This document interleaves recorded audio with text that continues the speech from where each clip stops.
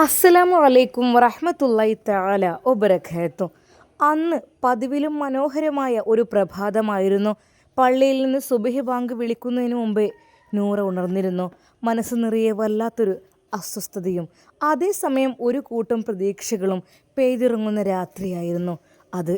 അവൾ ഉളുഹെടുത്ത് മുസല്ല വിരിച്ച് പടച്ച റബ്ബിൻ്റെ മുന്നിൽ ആരും കാണാതെ കണ്ണീരൊഴുക്കി. തഹജ്ജുദ് നമസ്കാരം കഴിഞ്ഞ് അവൾ കൈകളുയർത്തി ദുആ ചെയ്തു. റബ്ബേ, എൻ്റെ അല്ലാ, എൻ്റെ മനസ്സിൻ്റെ ഭാരം അറിയുന്നവൻ നീയല്ലേ. നീ എനിക്ക് തരുന്ന ആശ്വാസം, നീ മാത്രമല്ലേ എനിക്ക് ആശ്വാസം തരുന്നത്. അല്ലാ, നീ മാത്രമാണ് എൻ്റെ ആശ്വാസം. പ്രാർത്ഥന കഴിഞ്ഞ് എഴുന്നേറ്റവൾ ആ ഓടുമേഞ്ഞ തറവാട് വീടിൻ്റെ മാളികപ്പുറത്തേക്ക് നടന്നു. അതെ, അവിടെയുള്ള തൻ്റെ ഭർത്താവെന്ന പേരുള്ള അയാളുടെ കൂട്ടിയിട്ട ഡ്രസ്സുകളെല്ലാം എടുത്ത് താഴേക്ക് കൊണ്ടുവന്നു. ഒരിക്കൽ പോലും ആ റൂമിലേക്ക് പ്രവേശനമില്ല. എന്നാൽ അവൾക്ക് എന്തെന്നില്ലാത്ത ഒരു സന്തോഷമോ സമാധാനമോ എന്താണെന്നറിയില്ല. അന്ന് അവൾക്ക് മനസ്സിന് വല്ലാത്തൊരു ഉന്മേഷമൊക്കെ തോന്നി. എന്നാൽ അവൾ ഇക്കയുടെ ഡ്രസ്സുകൾ എടുക്കുവാൻ വേണ്ടി ചെന്നപ്പോൾ മാളികപ്പുറത്തുള്ള ആ ഒരു ചെറിയ ജനാലയിലൂടെ അവൾ പുറത്തേക്ക് നോക്കി. നേരം പുലർന്നു വരുന്നതേ ഉള്ളൂ. മഞ്ഞു മൂടിയ പ്രഭാതത്തിൽ അപ്പുറത്ത് പണി തീരാതെ നിൽക്കുന്ന ആ പുതിയ വീടിൻ്റെ കോൺക്രീറ്റ് വീട് അവൾ അവ്യക്തമായി കാണുന്നു. അവളുടെ ചുണ്ടിൽ ചെറിയൊരു പുഞ്ചിരി വിരിഞ്ഞു. കുറേ നാളുകൾക്ക് ശേഷമാണ് ആ മുഖത്ത് അങ്ങനെയൊരു സന്തോഷം വരുന്നത്. കാരണം ഇത് അവളുടെ ജീവിതത്തിൻ്റെ പുതിയ വെളിച്ചം വരുന്നൊരു ദിവസമാണ്. അതായത് തന്നെ സ്നേഹിക്കുന്ന ഒരാൾ അല്ലെങ്കിൽ തന്നോട് ഇഷ്ടമുള്ള ഒരാൾ അങ്ങോട്ട് വരും എന്നറിഞ്ഞതുകൊണ്ട് അവൾ ജീവന തുല്യം സ്നേഹിച്ച അവളുടെ ജീവിതത്തിൽ ആദ്യമായി സ്നേഹമെന്തെന്ന് പഠിപ്പിച്ചു തന്ന ഷാഹുൽ ഇന്ന് ആ വീട്ടിലേക്ക് വരികയാണ് പണിക്കാരനായി. ജനലഴികളിൽ പിടിച്ചു നിൽക്കുമ്പോൾ നൂറയുടെ മനസ്സ് പഴയ കാലത്തിലേക്ക് ഓടിയെത്തി. ഷാഹുൽ, അവൾക്കവൻ വെറും ഒരു പ്രണയിതാവ് മാത്രമല്ലായിരുന്നു, അവളുടെ ശ്വാസമായിരുന്നു. അവളുടെ മനസ്സറിഞ്ഞ് സ്നേഹിച്ച ഒരേയൊരു മനുഷ്യൻ. പക്ഷേ ദരിദ്രനായ ഷാഹുലിന് അവളെ കൈപിടിച്ചു കൊടുക്കാൻ അവളുടെ പിതാവ് തയ്യാറായില്ല. ദരിദ്രനൊന്നുമല്ല, ആവശ്യത്തിന് പണിയുണ്ട്, ജോലിയും വർക്കുമെല്ലാം ഉണ്ട്. പക്ഷേ ഒരുപാട് പഠിച്ചിട്ടില്ല, ഒരുപാട് വലിയ ജോലിയുമില്ല. ഇതുപോലെ വീട് പണികൾ, കാര്യങ്ങൾ, അതുപോലെ ഇൻറ്റീരിയർ ഡിസൈനിങ്, അതുപോലെ തന്നെ കബോർഡ് വർക്ക്സ്, അലൂമിനിയം ഫാബ്രിക്കേഷൻ എന്ന് തുടങ്ങി എല്ലാ ഒരുവിധ ജോലികളും ചെയ്യുവാൻ അവൻ മിടുക്കനായിരുന്നു. പക്ഷേ എൻ്റെ പിതാവിന് വേണ്ടത് കൂടുതൽ പണവും പ്രതാപവുമാണ്. പക്ഷേ അവൻ അതില്ലാതെ പോയി, അതുമാത്രം. എങ്കിലും അധ്വാനശീലനാണ്, പണവുമുണ്ട് ആവശ്യത്തിന്. പക്ഷെ അതല്ലല്ലോ പലരും നോക്കാറുള്ളത്. അവനൊരു കൂലിപ്പണിക്കാരൻ, ഒരു കൂലിപ്പണിക്കാരനെ എൻ്റെ മോളെ കെട്ടിച്ചു കൊടുക്കും ഞാൻ. എന്നാൽ അതിലുപരി പിതാവിൻ്റെ ആ ഉപദ്രവം, അതുമാണ് സഹിക്കാൻ കഴിയാതിരുന്നത്. ദരിദ്രനായ ഷാഹുലിന് അവളെ കൈപിടിച്ചു കൊടുക്കാൻ അവളുടെ പിതാവ് തയ്യാറായില്ല. പണവും പ്രതാപവും ഉള്ള ദിൽഷാദിൻ്റെ ആലോചന വന്നപ്പോൾ പിതാവിൻ്റെ വാക്കിന് മുന്നിൽ നൂറ തല കുനിക്കേണ്ടി വന്നു. അല്ലെങ്കിലും അയാൾ കുനിപ്പിക്കുമെന്നുള്ള കാര്യം ഉറപ്പാണ്. കല്യാണം കഴിഞ്ഞാൽ എല്ലാം ശരിയാകുമെന്ന് അവൾ കരുതിയിരുന്നു. കാരണം ഒരാളെ മനസ്സിൽ വെച്ചുകൊണ്ട് മറ്റൊരാളുടെ കൂടെ ജീവിക്കുക എന്നത് ഒരിക്കൽ പോലും പാടില്ലാത്തതാണ്. അങ്ങനെ ചെയ്യാനേ പാടില്ല. പക്ഷേ എന്ത് ചെയ്യും? ദിനം പ്രതി അവൻ മോശമായി കൊണ്ടിരിക്കുകയായിരുന്നു. എന്ത് ചെയ്യാൻ? ഞാനൊന്ന് തല കറങ്ങി വീണു എന്നതിൻ്റെ പേരിൽ എൻ്റെ ഭർത്താവ് എന്നെ വെറുത്തു. അതെ, ഒരിക്കൽ പോലും അദ്ദേഹത്തിന് എന്നോട് അനുകമ്പയുണ്ടായില്ല. അവൻ എന്നെ സ്നേഹത്തോടെ നോക്കിയില്ല. ഒരു യന്ത്രത്തെ പോലെ, ആ വീട്ടിലെ തടവുകാരിയെ പോലെയാണ് ദിൽഷാദ് അവളെ കണ്ടത്. ആ നരകതുല്യമായ ജീവിതത്തിനിടയിലാണ് വിധിയുടെ കാവ്യനീതി പോലെ ഇന്ന് ഷാഹുൽ ആ പുതിയ വീടിൻ്റെ പണിക്കായി എത്തുന്നത്. കൈവിട്ടു പോയി എന്ന് കരുതിയ പ്രിയപ്പെട്ടവൻ വീണ്ടും കൺമുന്നിലെത്താൻ പോകുന്നു. ഒരു കൂടിക്കാഴ്ച അവൾ ഒട്ടും പ്രതീക്ഷിച്ചതല്ല. അകലെയാണെങ്കിലും സംസാരിക്കാൻ കഴിഞ്ഞില്ലെങ്കിലും അവൻ തൻ്റെ അരികിലുണ്ട് എന്ന ചിന്ത തന്നെ നൂറക്ക് വലിയൊരു ആശ്വാസമായിരുന്നു. മാളികപ്പുറത്തെ ജനൽപ്പാളിയിലൂടെ നോക്കി നിൽക്കുകയായിരുന്ന നൂറ മനസ്സിൽ ചിന്തകളുടെയും ഒരു വേലിയേറ്റം തന്നെയായിരുന്നു. കുറച്ചു കഴിഞ്ഞ നാളുകളായി അവളുടെ ജീവിതം ഒരു തരം ശൂന്യതയിലൂടെയാണ് കടന്നു പോകുന്നത്. വിവാഹം കഴിഞ്ഞ് ദിൽഷാദിനൊപ്പം ജീവിക്കുമ്പോഴും ഒരു ഭാര്യ എന്ന പരിഗണനയോ സ്നേഹമോ അവൾക്കൊരിടത്തും ലഭിച്ചിരുന്നില്ല. സ്വന്തം ലോകത്ത് മാത്രം ജീവിക്കുന്ന ഉത്തരവാദിത്തമില്ലാത്തൊരു മനുഷ്യൻ. ആ ചിന്തകളിൽ നിൽക്കുമ്പോഴാണ് താഴെ നിന്നും ഉമ്മയുടെ ശബ്ദം ഉയർന്നു വന്നത്. നൂറ മോളെ, എവിടെയാടി മോളെ നീ? നൂറ മോളെ. ഉമ്മയുടെ വിളി കേട്ടതും അവൾ ചിന്തകളിൽ നിന്ന് ഞെട്ടി ഉണർന്നു. ആ ഉമ്മ, ഞാനിതാ വരുന്നു. മാളികപ്പുറത്തെ പടികളിറങ്ങി ഓടുമ്പോൾ അവളുടെ നെഞ്ച് ദ്രുതഗതിയിൽ ഇടിക്കുന്നുണ്ടായിരുന്നു. താഴെ എത്തിയപ്പോൾ ഉമ്മ ഉമ്മറത്ത് തന്നെ നിൽപ്പുണ്ടായിരുന്നു. മുഖത്ത് ഒരു പരിഭ്രമവും അതേസമയം ഒരു ധൃതിയുമുണ്ട്. മോളെ, അത് നോക്കിക്കേ, അവിടെ പുതിയ വീടിൻ്റെ പണിക്കാർ വന്നിട്ടുണ്ടെന്ന് തോന്നുന്നുണ്ട്. എന്തൊക്കെ ഒച്ചപ്പാട് കേൾക്കുന്നുണ്ട്. നമുക്ക് അവർക്ക് ചായയും കടിയൊക്കെ കൊടുക്കണ്ടേ? നീ ഒന്ന് ചെന്ന് നോക്കിക്കേ, എത്ര ആളുണ്ട് നോക്ക് മോളെ. ചെല്ലേ. ഉമ്മയുടെ വാക്കുകൾ കേട്ട നൂറ ശരിക്കും ഞെട്ടിപ്പോയി. കാരണം ആ പണിക്കാരെ കൂട്ടി വരുന്നത് മറ്റാരുമല്ല, അത് തൻ്റെ ജീവനായിരുന്ന, താൻ ജീവനറ്റതുപോലെ സ്നേഹിച്ച തൻ്റെ ഷാഹുലായിരിക്കുമെന്ന് അവളൊട്ടും പ്രതീക്ഷിച്ചില്ല. അവൾ ചെറിയൊരു ഇതുണ്ട്, പക്ഷേ ഇത്രയും പെട്ടെന്ന് അവൾക്കത് വിശ്വസിക്കാൻ കഴിഞ്ഞില്ല. റബ്ബേ, ഇങ്ങനെയൊക്കെ വരുമായിരുന്നോ? ഞാൻ വിചാരിച്ചു സ്വപ്നം കാണുകയാണെന്ന്. മോളെ, നീ ഒന്ന് കാണിച്ചു കൊടുത്താളാ അവർക്ക് ആ വെള്ളത്തിൻ്റെ പൈപ്പ് എവിടെയാണ്, അതുപോലെ തന്നെ കുറച്ച് കാര്യങ്ങളൊക്കെ ഒന്ന് ചെല്ലേ. അതെ, ഉമ്മ നല്ല തിരക്കിട്ട പണിയിലാണ്, ഒന്നവിടെ ചെന്നോട് മോളെ. ഉമ്മ അടുക്കളയിലെ പണികൾക്കിടയിൽ നിന്ന് വിളിച്ചു പറഞ്ഞു. വീട് പണിയുടെ കാര്യത്തിൽ ദിൽഷാദിനോട് പറഞ്ഞിട്ട് ഒരു കാര്യമില്ല. എത്ര ഞാൻ പറഞ്ഞേക്കണ ഒരു പണിക്കാരെ കിട്ടാൻ ഓനിങ്ങോട്ട് ഓനെ ശ്രദ്ധയില്ല. ഓൻ്റെ ചിന്ത വേറെ പലതുമാണ്. അവനെ പറഞ്ഞിട്ട് കാര്യമില്ല. ഞമ്മക്ക് വേണമെന്നുണ്ടെങ്കിൽ നമ്മൾ തന്നെ മെനക്കിടണം. ഉമ്മാക്ക് മകനെക്കുറിച്ച് നന്നായി അറിയുമായിരുന്നു. അവൻ എഴുന്നേറ്റിട്ട് പോലുമില്ല. അവൻ എത്ര വിളിച്ചാൽ എണീക്കില്ല. എന്താ സാധനം എന്നോ? സ്വന്തം വീട് പണി വരെ അവനൊന്ന് എടുക്കാൻ വയ്യ. ഒന്നുമല്ല, ഒരു ആൾക്കാരെ കൊണ്ടുവന്ന് അവർക്കുള്ള കാട്ടി കൊടുക്കുക, അങ്ങനെയൊക്കെയല്ലേ വേണ്ടത്. അന്നും അങ്ങനെ തന്നെ. അല്ലെങ്കിൽ അവനല്ലല്ലോ വീട് പണി എടുപ്പിക്കുന്നത്, അതുകൊണ്ടായിരിക്കും. ഉമ്മയുടെ വാക്കുകളിൽ ദിൽഷാദിനോടുള്ള ദേഷ്യവും നിരാശയും പ്രകടമായിരുന്നു. ഇത് ദിൽഷാദിൻ്റെ അധ്വാനം കൊണ്ടുണ്ടാക്കുന്ന വീടൊന്നല്ല. വീട് പണി ഇത് നമ്മളെ സ്വത്തുനിന്ന് എനിക്ക് കിട്ടിയ ആ ഒരു സ്വത്തുനിന്നാണ് എടുക്കുന്നത്. അവൻ്റെ ഉദ്ദേശം എന്താണാവോ? അവൻ അങ്ങനെയൊക്കെയാണ്. എങ്ങനെയൊക്കെയാണ് അവൻ നടക്കുന്നത് ആർക്കറിയാം. തീരെ ഒരു വീടിനെ കുറിച്ചൊന്നും ഒരു ചിന്തയില്ലാത്തൊരു മനുഷ്യൻ. ഉമ്മ ദേഷ്യത്തോടെ പാത്രങ്ങൾ കഴുകുന്നതിനിടയിൽ ആത്മകഥം പോലെ പറഞ്ഞുകൊണ്ടിരുന്നു. എന്തായാലും എൻ്റെ മോളെ, എനിക്ക് കിട്ടിയ സ്ഥലത്തിൻ്റെ ഓഹരിയിൽ നിന്ന് ആ പണം കൊണ്ടാണ് ഞാനത് ഉണ്ടാക്കുന്നത് വീട്. കാരണം ദിൽഷാദിന് ഇതിനെക്കുറിച്ചൊന്നും തീരെ ഒരു ചിന്തയില്ല. അവൻ ഏത് ലോകത്താണാവോ? ഓനക്ക് ഞാൻ എന്ന് പറഞ്ഞിക്കണ ഈ തറവാട് ഇങ്ങനെ ഇക്കണ്, നമുക്കൊന്നാ വീട്ടിലേക്ക് മാറുക. അപ്പോൾ എൻ്റെ അടുത്ത് പൈസ അല്ല, അങ്ങനെ എങ്ങനെ എന്തിനാ ഇപ്പോൾ വീട്? ഇത് പോരെ. ഓനക്ക് എന്തിൻ്റെ കേടാന്നാവോ? ഞങ്ങളെ കല്യാണത്തിന് മുമ്പേ കാര്യം കുറേ പറഞ്ഞതാണ്. നമുക്ക് ഈ വീട് പെട്ടെന്ന് പണി കഴിപ്പിച്ചു പോകാൻ ചിന്തയില്ല. ഞാൻ ഇപ്പോൾ എന്ത് ചെയ്യണം? പൈസ ഉണ്ടായിട്ടും കാര്യമില്ലല്ലോ. പണിക്കാരെ കൊണ്ടുവരാൻ എനിക്ക് കഴിയൂലല്ലോ. അതിന് ആണുങ്ങൾ തന്നെ മെനക്കെടണമല്ലോ. പരീത്തെ ആണുങ്ങൾ ഇങ്ങനെ ആയി കഴിഞ്ഞാൽ ഇങ്ങനെ തന്നെ. വല്ല ബാപ്പുള്ളതെന്നാണ് എനിക്കൊന്നും അറിയണ്ടില്ലായിരുന്നു. ഇപ്പോൾ ഒക്കെ ഞാൻ തന്നെ ചെയ്യണം. എൻ്റെ റബ്ബേ. ശരിക്കും ഉമ്മ മകനെ നല്ല രീതിയിൽ ചീത്ത പറയുന്നുണ്ടായിരുന്നു. നൂറയുടെ ഹസ്ബൻഡിനെ ഉമ്മ അങ്ങനെ കുറ്റപ്പെടുത്തുമ്പോൾ നൂറയ്ക്ക് ഉള്ളിൽ ഒരു തരം സങ്കടം ഉണ്ടായിരുന്നു. അതോടൊപ്പം ഒരു ആശ്വാസവും തോന്നി.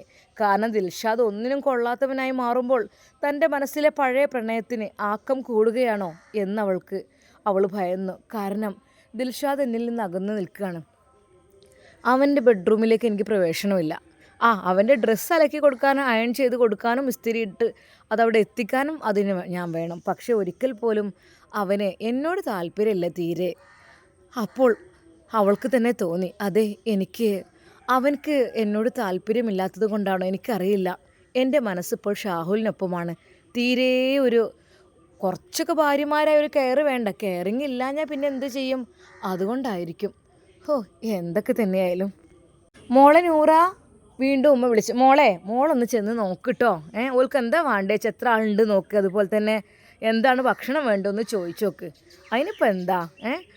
ശരിക്കും അതാ ഉമ്മ തന്നെ അതിന് പറഞ്ഞു വിടുകയായിരുന്നു. കാര്യം മറ്റൊന്നുമല്ല, ഒരു ആണിൻ്റെ സ്നേഹവും കരുതലും ഒന്നും അവൾക്ക് കിട്ടുന്നില്ല ഒരു വേലക്കാരിയുടെ റോളിൽ. അതുകൊണ്ട് തന്നെ ഉമ്മ വിചാരിച്ചു, അതെ, അവളെ ഈ വീട്ടിലത്തെ ഒരു മരുമകളാക്കി മാറ്റണം. അതിന് കുറച്ചൊരു ധൈര്യവും ശക്തി അവൾക്ക് കൊടുക്കണം. അതുകൊണ്ട് തന്നെ ആളുകളോടൊന്ന് സംസാരിച്ച് ശീലാകുന്നതും നല്ലതാണ് എന്ന് കരുതി ഉമ്മ തന്നെയാണ് കരുതിക്കുട്ടി മരുമകളെ അങ്ങോട്ട് പറഞ്ഞേക്കാൻ വേണ്ടി നിൽക്കുന്നത്. മോളെ ചെല്ല് മോളെ, ഒന്ന് ചോദിച്ചു നോക്ക് എത്ര ആൾക്ക് ഫുഡ് വേണം, എന്താ പറ്റുമോ പറ്റാത്തൊക്കെ ഒന്ന് ചോദിച്ചു നോക്കി മോളെ. ഉമ്മ ആരുടെയൊക്കെ ഒരു സംസാരം കേൾക്കുന്നുണ്ട്. അതിൽ അവനുണ്ടോ എന്നൊന്നും അറിയില്ല. റബ്ബേ, അതെ, അവിടെ ഷാഹുൽ എത്തിയിട്ടുണ്ടെന്ന് അവൾക്ക് തോന്നി. പണിക്കാരെ കൊണ്ടുവരാമെന്ന് ഏറ്റത് എൻ്റെ പഴയ പ്രാണേശ്വരൻ ഷാഹുൽ തന്നെയായിരുന്നു എന്നവൾ അറിഞ്ഞിരുന്നു. പണിക്കാരുടെ അടുത്തേക്ക് ഒന്ന് പോയി നോക്കാനാണ് ഉമ്മ പറയുന്നത്, പൈപ്പ് എവിടെയാണെന്ന് കാണിച്ചു കൊടുക്കാൻ. നൂറക്ക് തോന്നി, റബ്ബേ, ഇതെന്താ ഇങ്ങനൊരു അവസ്ഥ വന്നിരിക്കുന്നത്? ഒരു നിമിഷം അവനെ കാണുവാൻ വേണ്ടി അവളുടെ മനസ്സ് എത്രമാത്രം കൊതിച്ചതാണ്. ഒരിക്കൽ അതെ, ഒരു നോക്ക് കണ്ടിരുന്നെങ്കിൽ, ഒരു കോൾ ചെയ്യാൻ പറ്റിയിരുന്നെങ്കിൽ എന്ന് ആഗ്രഹിച്ചതാണ്. പക്ഷേ ഇപ്പോൾ ഷാഹുൽ വന്നിരിക്കുന്നു. ഒരു പേടിയും കൂടാതെ ഉമ്മ തൻ്റെ പ്രിയപ്പെട്ടവൻ്റെ അടുത്തേക്ക് പറഞ്ഞയക്കുകയും ചെയ്യുന്നു. ശരിക്കും തനിക്ക് കിട്ടിയൊരു ഭാഗ്യമാണോ ഇത്?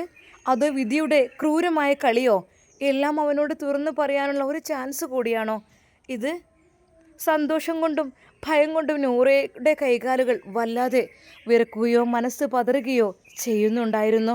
അവളുടെ നിൽപ്പ് കണ്ട് ഉമ്മ ചോദിച്ചു, എന്താ മോളെ നീ ഇങ്ങനെ അന്തം വിട്ട് നിൽക്കുന്നത്? ഉമ്മ, അതൊന്നുമില്ല. നൂറ ഉമ്മയുടെ മുമ്പിൽ നിന്ന് എങ്ങനെയൊക്കെയോ വാക്കുകൾ കിട്ടാതെ പതറി. അതേ, പണിക്കാർ വന്നിട്ടുണ്ടോ ഇല്ലയോ എന്നറിയാൻ വേണ്ടിയിട്ടാണ് മോളെ ഞാൻ നിന്നോട് പറഞ്ഞത്. എത്ര ആളുണ്ട് നോക്കാനേ. അവൾ ആ ജനാലയിലൂടെ പുതിയ വീടിൻ്റെ ആ ഭാഗത്തേക്ക് നോക്കി. പെട്ടെന്നാണ് അവിടേക്ക് അതാ ഒരു ബുള്ളറ്റ് കടന്നു വന്നത്. ഒരു നിമിഷം അവൾ ഞെട്ടിപ്പോയി. റബ്ബേ, അതവനായിരിക്കും. ആ ബൈക്കിൻ്റെ ശബ്ദം അവൾ എത്രയോ പരിചിതമാണ്. അവൾ തൻ്റെ പഴയ വീട്ടിലിരിക്കുമ്പോൾ എന്നും കേട്ടിരുന്ന ആ ബുള്ളറ്റിൻ്റെ ശബ്ദം, അതേ ഗാംഭീര്യമുള്ള ശബ്ദം വീണ്ടും അവളുടെ കാതുകളിലേക്ക് മനസ്സിലേക്ക് ഇരച്ചു കയറി വന്നു. തൻ്റെ പ്രിയപ്പെട്ട ഷാഹുൽ, അതേ, തൻ്റെ ആദ്യത്തെ ഇഷ്ടം, പ്രണയം, പ്രാണേശ്വരൻ ഇതാ ബുള്ളറ്റിൽ അങ്ങോട്ട് എത്തിയിരിക്കുന്നു. ബുള്ളറ്റിൽ ഷാഹുൽ എത്തിയിരിക്കുന്നു എന്നുള്ള യഥാർത്ഥ സത്യം അവൾക്ക് മനസ്സിലാവുകയാണ്. അവളുടെ കൈകാലുകൾ വല്ലാതെ വിറച്ചു. അതെ, ഇത്രക്കും വലിയൊരു സന്തോഷം തൻ്റെ ജീവിതത്തിൽ സംഭവിക്കുമെന്ന് അവൾക്ക് വിശ്വസിക്കാനേ കഴിഞ്ഞില്ല. നൂറ പതുക്കെ ഉമ്മറത്തു നിന്നും ഇറങ്ങി പുതിയ വീടിൻ്റെ തറ കെട്ടിയിരിക്കുന്ന ഭാഗത്തേക്ക് നടന്നു. ഓരോ ചുവടിലും അവളുടെ ഹൃദയമിടിപ്പ് കൂടിക്കൂടി വന്നു. ബുള്ളറ്റ് സ്റ്റാൻഡ് ചെയ്ത് ഹെൽമറ്റ് മാറ്റി തിരിഞ്ഞു നിന്ന ആ രൂപം കണ്ടപ്പോൾ അവളുടെ കണ്ണുകൾ നിറഞ്ഞു. അതെ, തിളങ്ങുന്ന കണ്ണുകൾ, അതേ താടിയും ചിരിയും, അതെ ഷാഹുൽ, എൻ്റെ ഷാഹുൽ. ഷാഹുൽ അവളെ കണ്ടതും ബുള്ളറ്റിൽ നിന്നും ഇറങ്ങി അവളുടെ അടുത്തേക്ക് നടന്നു വന്നു. അവൻ്റെ മുഖത്തും പ്രണയത്തിൻ്റെയും വിരഹത്തിൻ്റെയും ഭാവങ്ങൾ മാറി മറിഞ്ഞു. പണിക്കാർ അപ്പുറത്ത് അതാ ഉള്ളിലുള്ള പലകകളെല്ലാം മാറ്റുന്ന തിരക്കിലായിരുന്നു. നൂറ, അവൻ്റെ ശബ്ദം പണ്ടത്തെ പോലെ തന്നെ അവളുടെ കാതുകളിൽ തേനായി പെയ്തിറങ്ങി. ഷാഹുൽ കാ. നൂറയുടെ ശബ്ദം ഇടറി. അവൾക്ക് വാക്കുകൾ പുറത്തേക്ക് വന്നില്ല. നീ സുഖമായിരിക്കുന്നോ നൂറ? ഞാൻ വിചാരിച്ചില്ല നിന്നെ ഇവിടെ എങ്ങനെ കാണാൻ പറ്റുമെന്ന്. ഈ വീട് പണിയുടെ കോൺട്രാക്ടർ എനിക്കാണ് കിട്ടിയത് എന്നറിഞ്ഞപ്പോൾ മുതൽ നിന്നെ കാണാനുള്ള കൊതിയായിരുന്നു. കാലം തങ്ങളെ രണ്ടുപേരെയും മാത്രമാക്കി ആ ഒരു പുതിയ വീടിൻ്റെ മുറ്റത്ത് നിർത്തിയതുപോലെ നൂറയ്ക്ക് തോന്നി. പണിക്കാരപ്പുറത്ത് കല്ലുകളെല്ലാം മാറ്റുകയും ഇറക്കുകയും എന്തൊക്കെയോ ചെയ്യുന്നുണ്ട്. എന്നാൽ ഷാഹുൽ അവിടെ തന്നെ നിന്നു. അന്തരീക്ഷത്തിൽ സിമൻറ്റിൻ്റെയും മൺതരികളുടെയും മണമുണ്ട്. എങ്കിലും അതൊന്നും അവരുടെ പ്രണയസാന്ദ്രമായ ആ നിമിഷത്തെ ബാധിച്ചില്ല. ജനാലയിലൂടെ നോക്കിയ ഉമ്മ അകത്തേക്ക് പോയെന്ന് ഉറപ്പായപ്പോൾ ഷാഹുൽ ഒരു നിമിഷം അവളോട് സംസാരിച്ചു തുടങ്ങി. താൻ ജീവന തുല്യം സ്നേഹിച്ച ആ പെണ്ണ്, അതെ, അവൾ കരുതി ആ പൊടിമീശക്കാരൻ ഷാഹുൽ ഇതാ തൻ്റെ തൊട്ട് മുമ്പിൽ. പ്രായം അവനെ ഒന്നുകൂടി ആൺകുട്ടിയാക്കി മാറ്റിയിരിക്കുന്നു. ആ കറുത്ത ഒതുങ്ങിയ താടിയും ചെറുതായി തളർത്തി നിൽക്കുന്ന പൊടിമീശയും അവൻ്റെ മുഖത്തിന് പ്രത്യേകമായൊരു ഭംഗി ഗാംഭീര്യം നൽകിയിരുന്നു. ചിരിക്കുമ്പോൾ പവിഴം പോലെ തിളങ്ങുന്ന മനോഹരമായ പല്ലുകളും പുകവലിക്കാത്തതിനാൽ പ്രകൃതിദത്തമായി തന്നെ ചോപ്പൊലിക്കുന്ന അവൻ്റെ ചുവന്ന ചുണ്ടുകളും നൂറയുടെ കണ്ണുകളെ ഈർന്നു വലിച്ചു. അവളറിയാതെ അവൻ്റെ ആ ചുവന്ന ചുണ്ടുകളിലേക്കും ആൺതനിമയുള്ള താടിയിലേക്കും നോക്കി നിന്ന് പോയി. മനസ്സ് പഴയ കാലത്തേക്ക് അതാ കൊണ്ടുപോയി. ഷാഹുൽ അവളുടെ കണ്ണുകളിലേക്ക് ആർദ്രമായി നോക്കി. അവൻ്റെ ശബ്ദത്തിൽ വിറയലുണ്ടായിരുന്നു. നൂറ, നിനക്ക് കുഴപ്പമൊന്നുമില്ലല്ലോ? സുഖമല്ല മോളെ? വീണ്ടും അവൻ ചോദിച്ചു. ദിവസങ്ങൾക്ക് ശേഷം, മാസങ്ങൾക്ക് ശേഷം ആ വിളി കേട്ടപ്പോൾ നൂറയുടെ ഉള്ളൊന്ന് പിടഞ്ഞു. ആ നിമിഷം അവൾ മൗനം പാലിച്ചു. കാരണം തനിക്ക് സുഖമാണെന്ന് പറഞ്ഞാൽ അത് കള്ളമാകും. തൻ്റെ ജീവിതം നരകതുല്യമാണെന്ന് പറഞ്ഞാൽ പരപുരുഷനായ അവൻ്റെ മുമ്പിൽ ഭർത്താവിനെ കുറ്റപ്പെടുത്തുന്നത് ശരിയുമല്ല. സുഖമെങ്കിലും ആണെങ്കിലും അല്ലെങ്കിലും അങ്ങനെ പറയുന്നത് ശരിയല്ലല്ലോ എന്ന് കരുതിയിട്ട് അവൾ ചുണ്ടുകൾ അമർത്തിപ്പിടിച്ചു. ഒരു നിമിഷം അവൻ അവളുടെ ഉത്തരത്തിന് വേണ്ടി കാതോർത്തു. അവളുടെ ചുണ്ടുകളിൽ നിന്നും വരുന്ന ആ ഒരു വാക്കിനായി അവൻ്റെ ഹൃദയം കൊതിച്ചു. എങ്കിൽ അവൾ മൗനം ഭേദിച്ചുകൊണ്ട് പതുക്കെ തല താഴ്ത്തി പറഞ്ഞു, അൽഹംദുലില്ലാ. എല്ലാം അല്ലാഹുവിൽ അർപ്പിച്ചുകൊണ്ടുള്ള ആ ഒരൊറ്റ വാക്കിൽ അവൾ ഒതുക്കി. എന്നാൽ അവൾ ആ വാക്ക് പറയുമ്പോഴും അവൻ ശ്രദ്ധിച്ചത് അവളുടെ മുഖത്തെ മനോഹരമായ നുണക്കുഴികളായിരുന്നു. ചിരിക്കുമ്പോഴും സംസാരിക്കുമ്പോഴും കവിളിൽ വീഴുന്ന ആ ചെറിയ കുഴികൾ അവന് പണ്ടേ ഭ്രാന്തി പിടിപ്പിച്ചിരുന്നതാണ്. അവളുടെ തേനൂറും ചുണ്ടിലെ ഓരോ വാക്കും, അത് പറയുമ്പോൾ പുറത്ത് കാണുന്ന മുല്ലമുട്ട് പോലുള്ള മനോഹരമായ പല്ലുകളും അവൻ ആർത്തിയോടെ നോക്കിക്കണ്ടു. അവളുടെ മാനിൻ്റെ കണ്ണുകളും കരിമിഷി പടരാത്ത പുരികക്കൊടികളും ആ കൂർത്ത മൂക്കിൻ്റെ ഭംഗിയും അതൊക്കെ അവൻ ഒന്നുകൂടെ നോക്കിക്കണ്ടു. റബ്ബേ, ഇതെൻ്റെ ഓർലിൻ തന്നെയാണ്. അതെ, ഞാൻ അവളെ ആദ്യമേ വിളിച്ചിരുന്ന പേര് ഓർലീൻ എന്നായിരുന്നു. പക്ഷേ അത് വിളിക്കാൻ പറ്റിയിട്ടില്ല നേരിട്ട്, അത്രക്കും. പക്ഷേ മനസ്സിലൊരുപാട് വിളിച്ചിരുന്നു. എനിക്ക് കിട്ടാതെ പോയ എൻ്റെ ഓർലീനാണ് ഇവള്. അവൻ്റെ ഉള്ളം വിങ്ങി അവൻ മനസ്സിലോർത്തു. അവളിപ്പോൾ ഇവിടെ ഭർത്താവിനോടൊത്ത് സുഖിച്ച് ജീവിക്കുകയായിരിക്കും. ഒരിക്കൽ പോലും എനിക്കവളെ ഇനി സ്വന്തമായി കിട്ടില്ലല്ലോ അല്ലാ. എന്നാലും ഒരു നോക്ക് കാണാനെങ്കിലും പറ്റിയല്ലോ, അതും വലിയ ഭാഗ്യം തന്നെ. മനസ്സിലെ വിഷമം ഉള്ളിലൊതുക്കി തൻ്റെ പ്രണയിനിയെ മറ്റൊരാളുടെ ഭാര്യയായി മാത്രം കാണാൻ വിധിക്കപ്പെട്ടവൻ്റെ നിസ്സഹായതയോടെ ഷാഹുൽ പതുക്കെ പറഞ്ഞു, നൂറ, എന്തായാലും നിൻ്റെ ഭർത്താവ് വലിയ ഭാഗ്യവാനാണ് കേട്ടോ.